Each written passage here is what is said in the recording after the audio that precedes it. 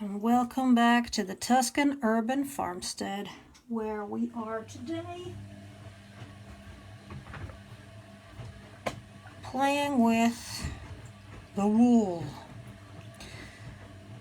The problem is, this wool has been sitting here for a long time because I have not managed to make my way back to it until now. Second, there we are. I have not managed to make my way back to it until now. So it started, of course, stinking up. And so today we've given it it was very humid and everything. So today we finally put it back in its bath, a bath of water, to get back around to it. Meanwhile, as you see all these little things floating around, so meanwhile it's already loosened up quite a bit. The problem with any kind of farming is you cannot stop. I cannot wait for the day when the Israelites, when we will be back in God's system, where He will take care of everything needs to be taken care of on the Sabbath, because Sabbath is a day where you do not work today. In fact, this Sunday, it's the first day of the week, and so we are back to work. Then again, if you get sick, how are you going to do what you need to do? And if you're living, let's say an EMP occurs, all of a sudden there's no more electricity. All of a sudden there's no more internet, no more cars, no more nothing. How are we going? Oh, there's no more water, running water in your house, because like everything breaks down. There's nothing works anymore. How are we going to survive, right? So now that is quite the extreme thinking. It is also the thinking of people who say, I want to go live off grid.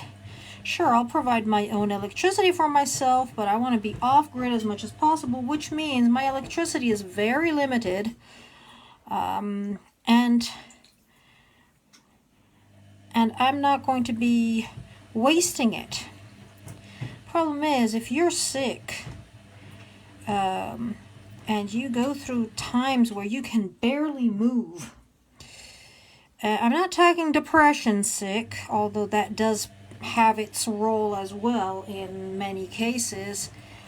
And depression is nothing new under the sun. Even in the Bible it talks of a spirit of depression. And right there you already know what it is. It's a spirit. It's a spiritual attack. Very often, depending on the fact that you are, something horrible happens. It's only normal for you to be depressed about it. Only normal. Take your time, deal with it, move on. Find the quickest way to deal with it, but for real deal with it, not push it to the back of your mind and never think about it, never talk about it, that's not dealing with it. That's ignoring a problem. And what happens when we ignore the weeds? They fester until they take over the entire garden. And so you're really upset about something, muster up the courage. Like if you feel you have to talk about it with someone, with the person, best if you talk about it with the person directly involved. You only shy away from that person directly involved when you see that that person is lacking in all integrity. Now, you do not get to play the card.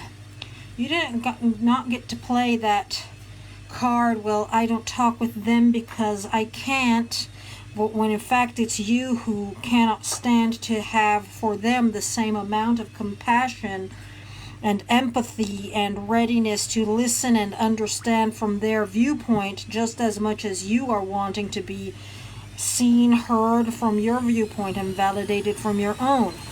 That is where our society is breaking down, because everyone wants everyone else to pay attention to them, but they're not ready to pay attention to anyone else. So that is That is one problem. Another problem is people pretending to pay attention to you, but then behind your back, or not even behind your back, in their minds while they're smiling at you and nodding their head and saying yes, yes. In fact, they don't believe a word you're saying. They're seeing everything through their own narrative to feel superior to you in some whatever way. And then, of course, they blame their tiptoeing around you on you, claiming that it's you the one who is incapable, it's not possible to talk with you about, and even will rewrite the history in talking with you. Just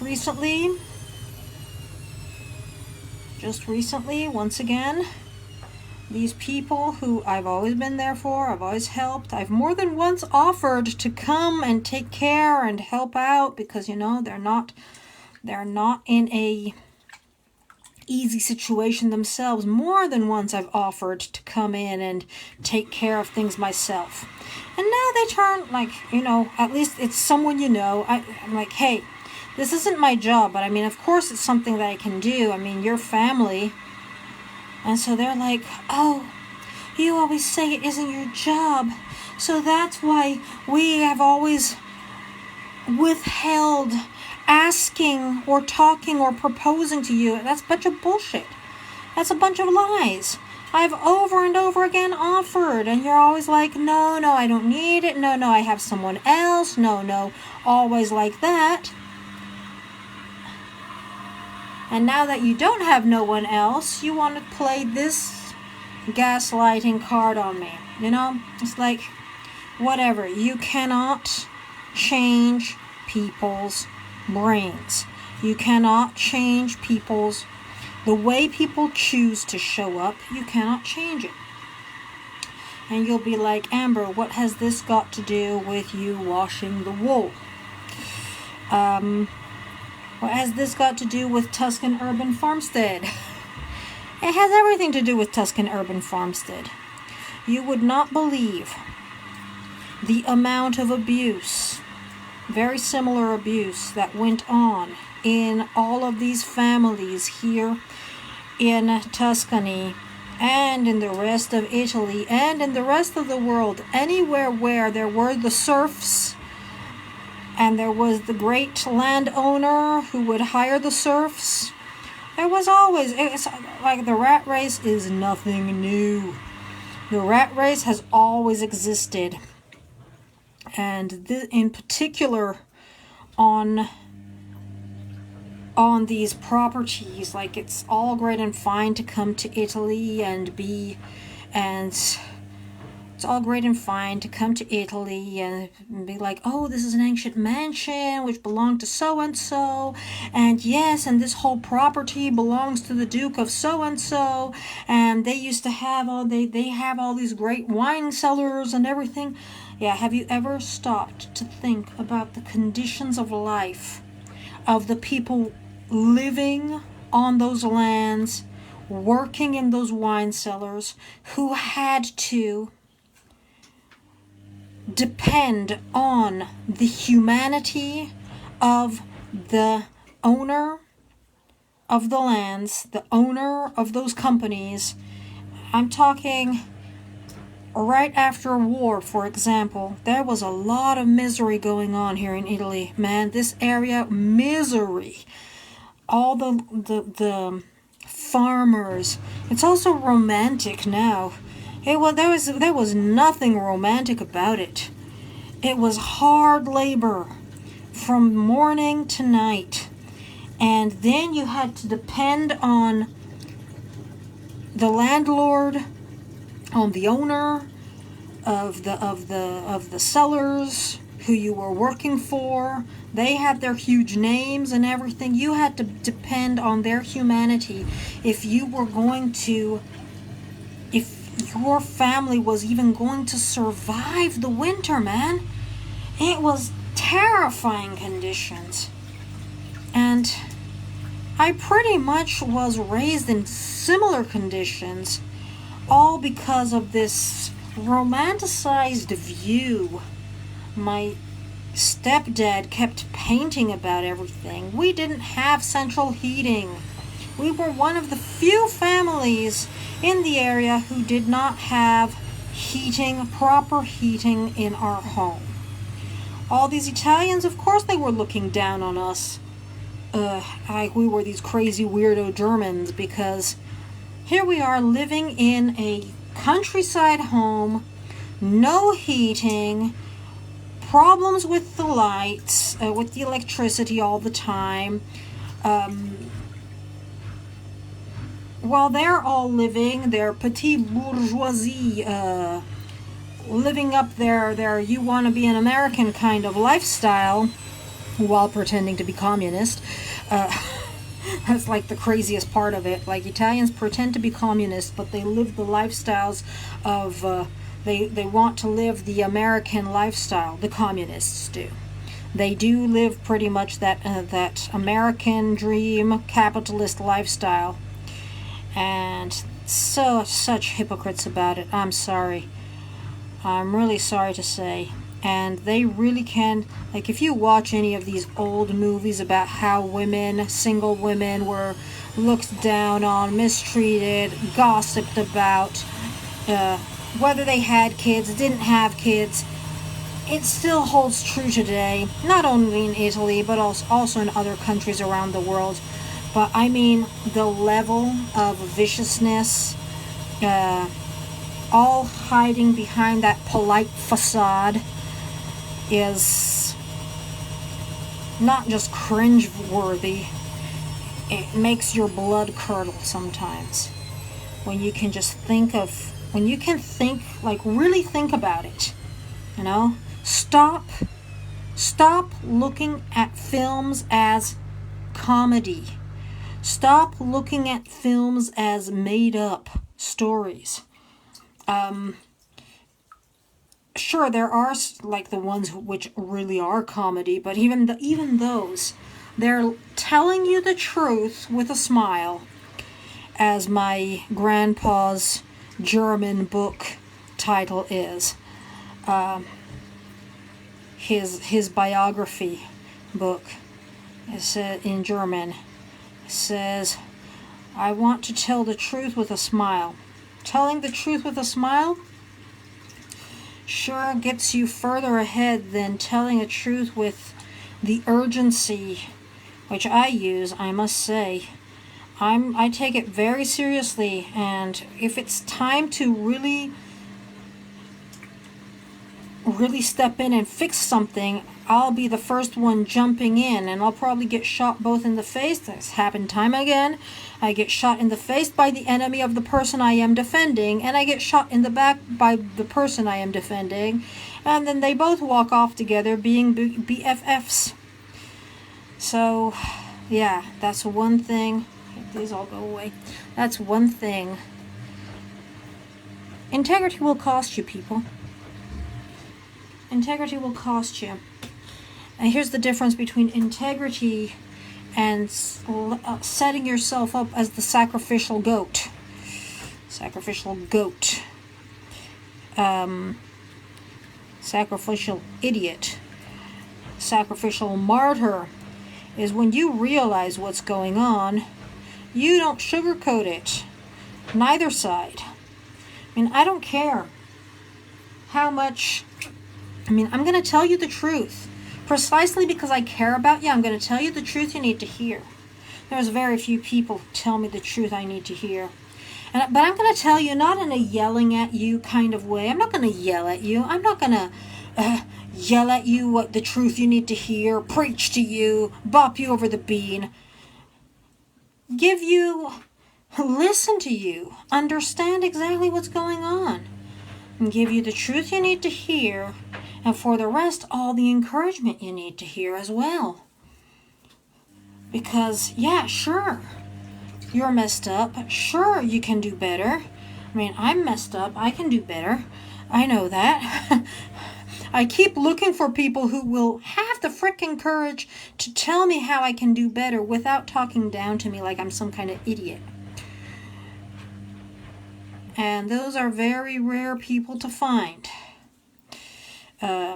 It's really hard to find someone who has the courage to tell you certain things. Like there's this one woman who I must say I do not appreciate in the least for her. I do not appreciate in the least for her the way she conducts her business. However, she does have enough of a listening ear and enough of an understanding to actually listen to me, know exactly understand where I'm coming from, with no false patronizing attitude, no false patronizing attitude of talking down to me, telling me I should know better, but give me like real counsel, real caring counsel, understanding counsel, not making me wrong in the least, understanding exactly where I'm coming from and not making me wrong about my virtues, which is the go-to method of any of almost all people out there nowadays. Vast majority of your coaches will make you wrong. It was your fault because you're a codependent. It was your fault because you should have known better. You don't know what you don't know. You know? It's when you know what you don't, when you do know and you still choose to do something stupid and want to pretend that it's on someone else's behavior, on someone else's responsibility, when you did know better. What's up with this taking responsibility where you didn't know no better and where other people duped you? What's this taking responsibility for other people and being guilt tripped all the time? So anyhow, the problem with being out on the farm, getting back to the Tuscan urban farmstead, the problem with living in a farm, on a farm, is you have got to have your health working properly. You got to be able to, if you don't have your health, there's just no point. You can't make it on your own. And if you are a person who is a truth sayer, make no mistake, when I speak the truth to someone, I don't do it yelling at them. When I have to call someone out, I don't call them out yelling at them or rebuking them. You shouldn't, you, ba ba ba ba, you. I hate that. Pointing fingers. Yeah, you did that. No, absolutely not. But still, the reason they hate you is not because of your tonality. The reason they hate you is not because of... The reason they hate you is not because of your tonality. The reason they hate you is not because of your tone of voice. They'll blame your tone of voice. They'll say, oh, you're going into ultrasounds. They'll say... Okay, that's something my son used to say to me. But first thing in the morning, he really couldn't stand my voice. But still, it's like...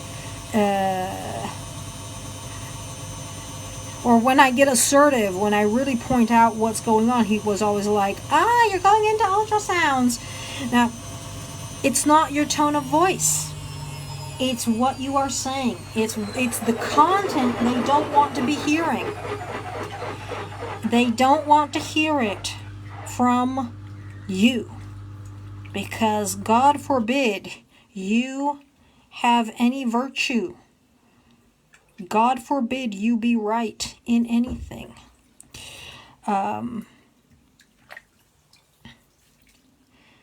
Of course, we all get on each other's nerves, but are you capable of even when someone is getting on your nerves, are you capable of stepping back and asking yourself, what is it about this person getting on my nerves that I need to do so as to not become this abusive person, which I have seen so many times and hate. Like if you watch a film and you are seeing people's behavior that you hate and don't agree with anything, it's on you to step back and not be that kind of person. And sure, people, they will push you. Oh boy, will they push you. They will people are big babies, constantly testing your limits. And you better not be the kind of person constantly testing people's limits. Not that way. You be the kind of person who's constantly testing people's integrity, which is a very different thing. That's where we go back to the ethically manipulating the narcissist. Although I must say, I cannot stand her voice. You see? We all have people whose voice we cannot stand. What is it about Rebecca Zung that I cannot stand her voice? I cannot stand the way she presents herself. After a while, my brain just switches off. She says a lot of very valid things. I mean, come on. Lawyer, helping people get their lives back, like helping people she's not helping people get their lives back. She's helping people to negotiate with narcissists.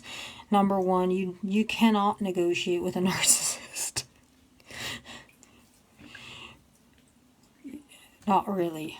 Not for real. Anytime you let your guard down, as soon as you let the narcissist know how much you love them, how much you care for them, be ready, because they are going to stab you with something and try to get a reaction out of you.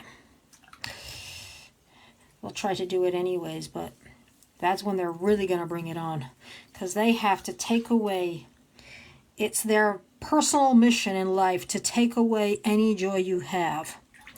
So, for example, at that one job, I learned at that one job where I was head of the telephone team, and I would go and tell the head of the office, say, hey, you need to get so-and-so off the phone. Her eyes starting to twitch. Christmas time, everyone calling.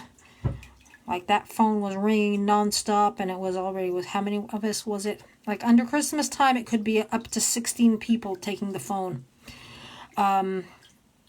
16 people on the telephone team. And even more, sometimes we had to enroll people from other departments and push the telephone call off onto them because there was just so much coming in. And oh God, I love being on the front lines. I enjoy it a lot. I enjoy dealing with that kind of stuff. I enjoy helping the customer. And what I really loved about it was that there was no telling the customer, hey, we've already been here 20 minutes and I can't talk to you anymore. There was none of that. None of the dehumanizing the customer. Thank heavens. That was the one thing that I did love about that narcissistic workplace. They wouldn't bully the customers. They would bully their employees. All right, whatever. The bullied employee had to be super careful that the customer was satisfied. Otherwise, they would be bullied even more. And not let the customer get a whiff of how unlivable it was for them. And keep pretending that you're okay, that you love working there. Because after all, it's the job that's paying you. I always say don't spit in the plate. Don't spit in the plate where you're eating. I mean, you might just want to spit in the plate where you're eating if it's serving you venom. And what would they do? When they knew, every time they knew that you were not okay doing something, they would put you on that task. Every time they knew that you were exhausted doing that something, they would put you on that task. With me, the only way they got to exhaust me was by taking away all my responsibilities and putting me on the brain dead tasks. That was the only way they started to really manage to get at me. So what did I do? I started listening. Like, while I'm doing this brain dead task, which requires no interaction with nobody whatsoever. And no, I was not making no freaking mistakes. But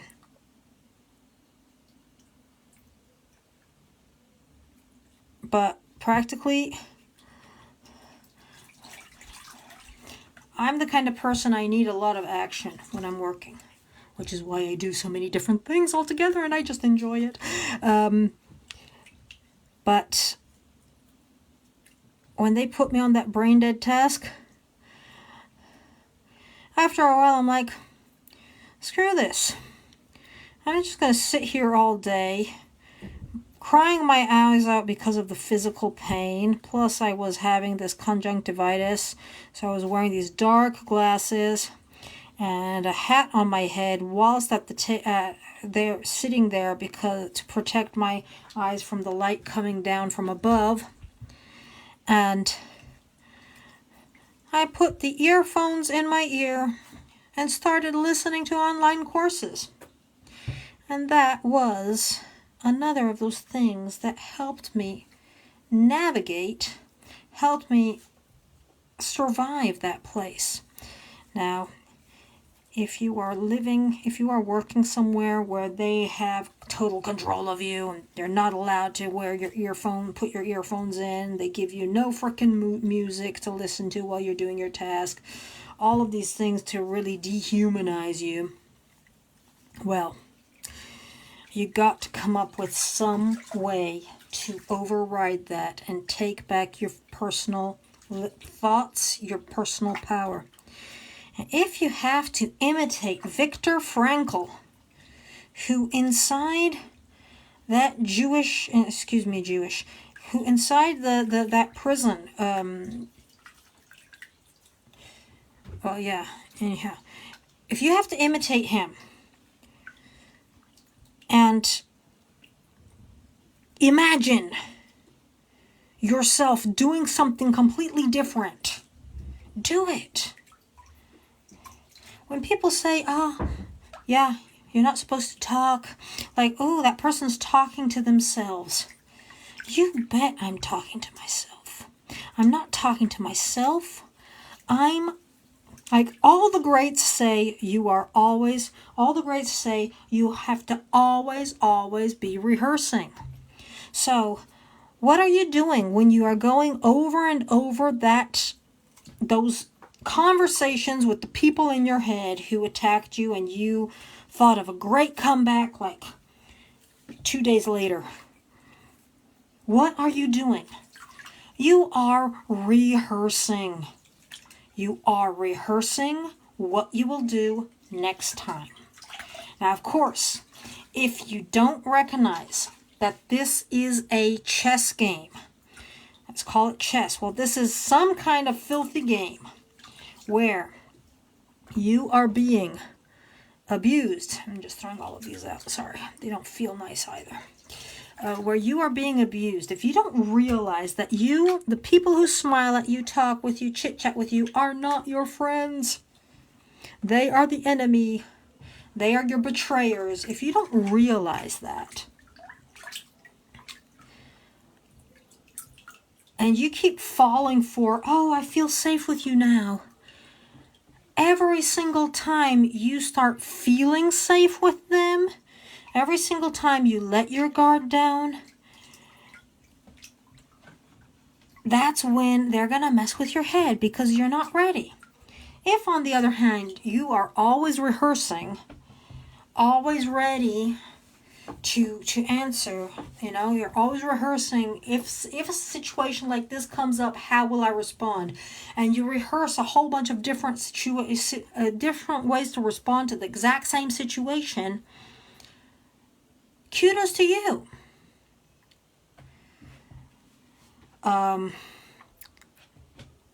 Getting back to Tuscan Urban Farmstead, we have finished with this wool, and it's in this bag. Baba Black Sheep, have you any wool? However, just a sec, I'll be right back. Dumping dirty water. Now we will be taking this little bag of wool out, hang it over. Well, here, I'll just show you what we're doing with it. Whoopla! Just a second. Ooh, dripping water all over the place. Dripping water.